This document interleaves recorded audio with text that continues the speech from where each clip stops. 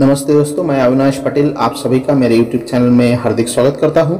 आज हम भाषा अध्ययन पर पूछा जाने वाला कारक पर जो सवाल है 7 नंबर का, निम्नलिखित वाक्यों में से किसी एक वाक्य में प्रयुक्त कारक चिन्ह पहचान कर उसका भेद लिखिए, उसके बारे में आज हम जानकारी लेने वाले हैं। यहाँ पे हमें 2 सवाल दिए जाएंगे, 2 में से किसी एक सवाल का कारक चिन्ह पहचान कर हमें उसका जवाब लिखना है। 1 अंक के लिए यह सवाल पूछा जाता है। तो चलिए दोस्तों देखते हैं कारक।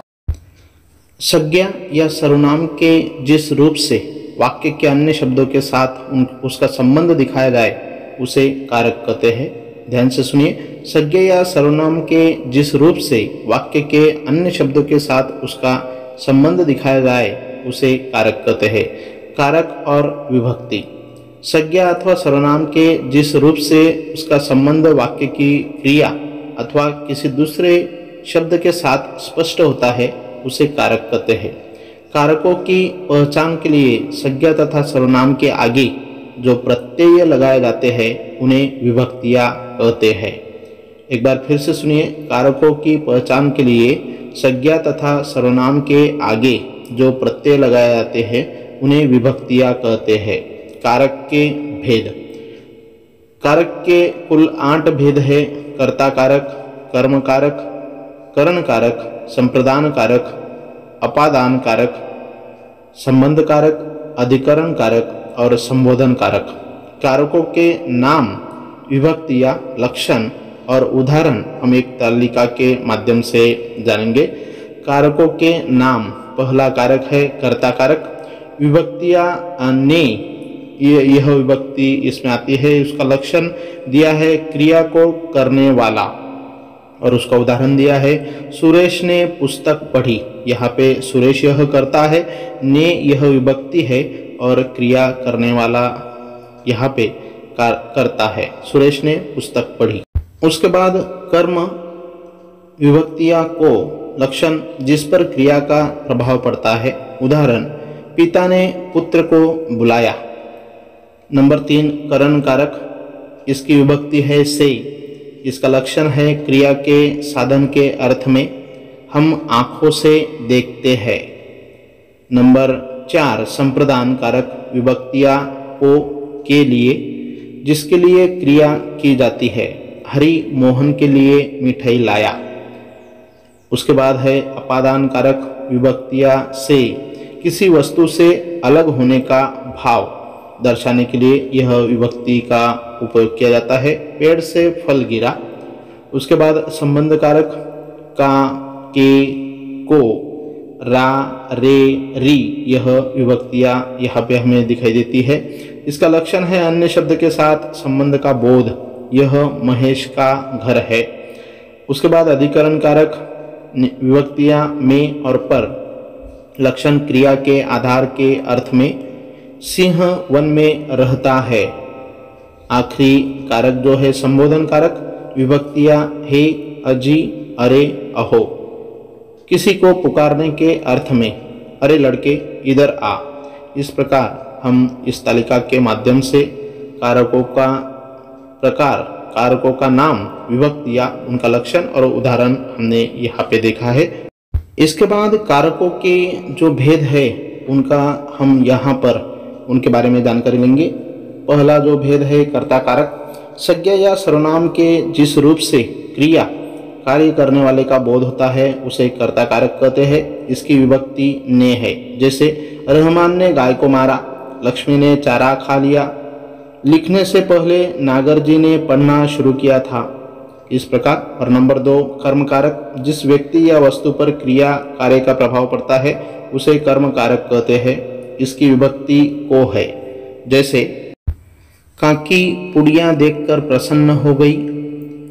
नंबर 2 मानू ने सिरचन को पान दिया। नंबर 3 हमने बाबूजी के निजी सचिव को बुलाया। नंबर 3 करण कारक। संज्ञा का जो रूप क्रिया कारक कार्य का साधन हो उसे करण कारक कहते हैं। इसकी विभक्ति से अथवा द्वारा है। जैसे सिरचन ने कुश से आसनी बनाई। नंबर 2 चाहे जिस मालिन से मेरी पंखुड़ियों के रिश्ते जोड़े। हम इम्पाला गाड़ी से मित्र के घर गए। नंबर 4 संप्रदान कारक। संप्रदान शब्द का अर्थ है देना। जिसे कुछ दिया जाए या जिसके लिए क्रिया कार्य की जाए उसे संप्रदान कारक कहते हैं। इसकी विभक्ति के लिए अथवा को है। जैसे पहला उदाहरण, करामत गाय के लिए सानी तैयार करने लगा। यहाँ पे के लिए यह विभक्ति आई है। सिरचन ने मानू के लिए नए डिजाइन की टिके बनाई। लाडली काकी के लिए पुड़िया लाई। उसके बाद नंबर 5 है अपादान कारक। संज्ञा के जिस रूप से किसी वस्तु के दूर हटने या अलग होने का बोध हो उसे अपादान कारक कहते हैं। इसकी विभक्ति से है।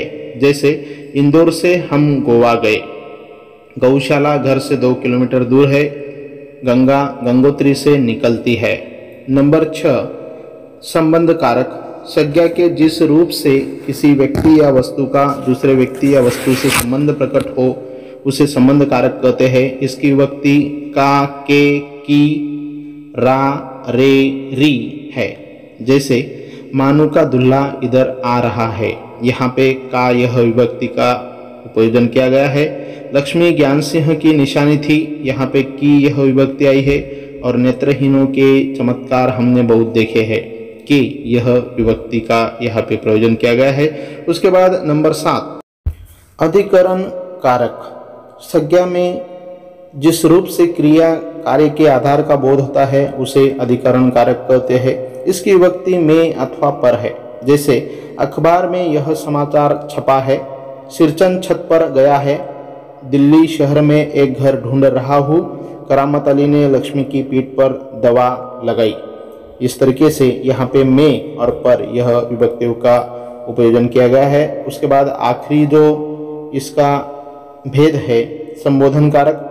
संज्ञा के जिस रूप से किसी को पुकारा जाए अथवा चेतावनी दी जाए उसे संबोधन कारक कहते हैं। इसकी विभक्ति अरे, हे, ए, आजी, वाह आदि है। ये विस्मय आदि बोधक अव्यय होते हैं। इनका प्रयोग संज्ञा के पूर्व किया जाता है। जैसे नंबर 1 अरे प्रेमा जरा पान भिजवाना।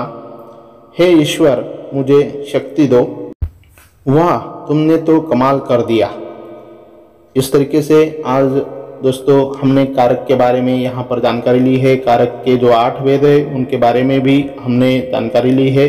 उदाहरणों से कारक हमने समझने का प्रयास किया है। आप लोगों को यह वीडियो अच्छा लगा होगा तो ज़रूर इसे लाइक कीजिए, कमेंट कीजिए, ज़्यादा से ज़्यादा शेयर कीजिए और मेरे YouTube चैनल को सब्सक्राइब कीजिए। धन्यवाद।